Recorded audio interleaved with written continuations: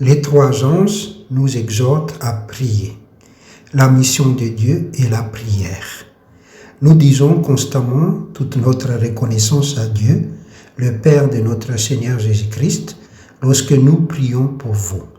En effet, nous avons été informés de votre foi en Jésus-Christ et de l'amour que vous avez pour tous les saints à cause de l'espérance qui vous est réservée au ciel. Cette espérance, vous en avez déjà entendu parler par la parole de la vérité, l'Évangile.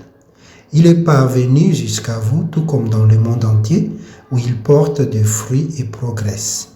C'est d'ailleurs aussi le cas parmi vous depuis les jours où vous avez entendu et connu la grâce de Dieu dans la vérité.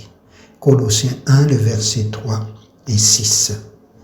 La croyance de l'Église du Nouveau Testament a explosé. En réponse à des prières sincères et sérieuses, le Saint-Esprit a été déversé avec une grande puissance. 3000 personnes ont été baptisées en un seul lieu, en un seul jour. Dans le livre des Actes, il est dit que beaucoup de ceux qui avaient entendu la parole crurent et le nombre des hommes s'éleva à environ 5000. Acte 4, le verset 4. Si l'on inclut les femmes et les enfants, le nombre des croyants, quelques mois à peine après la Pentecôte, devait certainement être de 15 000 à 20 000. Tout au long des livres des Actes, l'Église a continué à croître rapidement. Acte 6 déclare que de nombreux prêtres ou chefs religieux obéissent à la foi. Acte 6, le verset 7.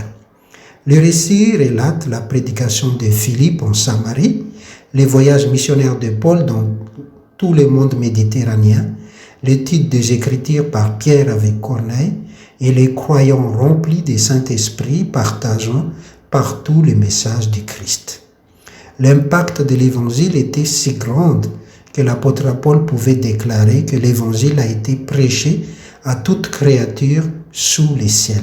Colossiens 1, le verset 23. L'expérience de l'Église du Nouveau Testament est instructive pour l'Église d'aujourd'hui. Alors que nous attendons la venue de notre Seigneur, quelle était la clé de leur succès? Pourquoi l'Église a-t-elle grandi si rapidement à cette époque? Examinons quelques raisons. L'Église du Nouveau Testament priait pour tout ce qu'elle faisait. Ces premiers chrétiens vivaient une vie totalement dédiée à Dieu et dépendante de lui. Ils reconnaissaient qu'il était impuissant à accomplir la mission de Jésus sans la puissance de Jésus. Ellen White le dit de manière succincte. Il nous faut toujours regarder à Jésus et comprendre que c'est sa puissance qui agit. Tout en travaillant avec zèle en vue de sauver ceux qui sont perdus, prenons le temps de prier, de méditer la parole de Dieu. Seuls les efforts accompagnés de beaucoup de prières et sanctifiés par le mérite du Christ serviront d'une manière durable la bonne cause. Jésus-Christ, page 354.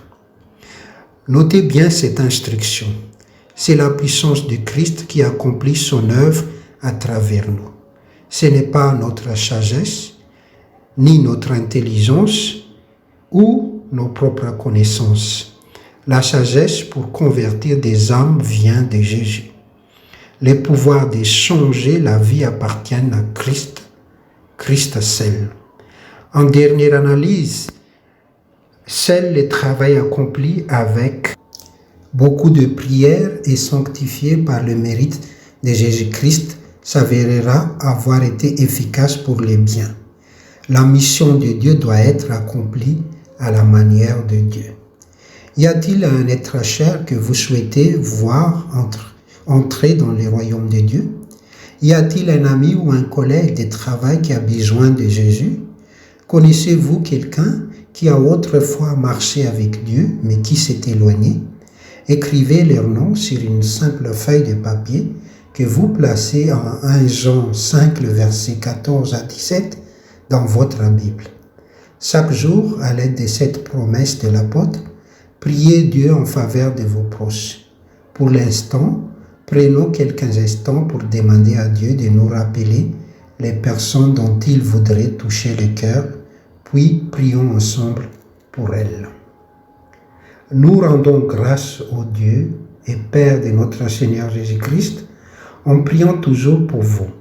Depuis que nous avons appris votre foi en Jésus-Christ et votre amour pour tous les saints, à cause de l'espérance qui vous est réservée dans les cieux et dont vous avez entendu parler auparavant par la parole de la vérité de l'Évangile, qui est parvenue jusqu'à vous, comme aussi dans le monde entier, et qui porte du fruit, comme aussi au milieu de vous depuis le jour où vous avez entendu et connu la grâce de Dieu en vérité.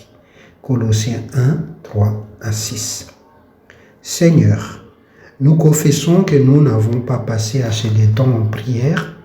Trop souvent, nous nous fions à nos propres aptitudes et à nos plans dans tout ce que nous faisons. Et lorsqu'il s'agit d'accomplir ta mission, nous ne comptons pas suffisamment sur toi afin d'être guidés. Pardonne-nous, nous t'en prions. Fais de nous une église qui prie et qui s'attend à toi pour une efficacité à ta gloire seule, et non sur des idées et des projets humains. Apporte des changements dans notre vie de prière et réveille-nous. Seigneur, nous réalisons que seul le travail accompli avec beaucoup de prières et sanctifié par le mérite de Christ s'avérera porteur de bons résultats. Transforme-nous en de véritables intercesseurs, que la priorité de notre Église se centre sur les ministères personnels, l'évangélisation de proximité et la prière sincère dans nos vies personnelles et nos familles. Augmente notre foi en ta fidélité, en tes promesses pour nous. Dieu d'amour, tu nous as créés avec une capacité éternelle à grandir dans ton amour. Merci de déverser ton amour dans nos cœurs, afin qu'à notre tour, nous soyons capables d'aimer ce qui nous entoure.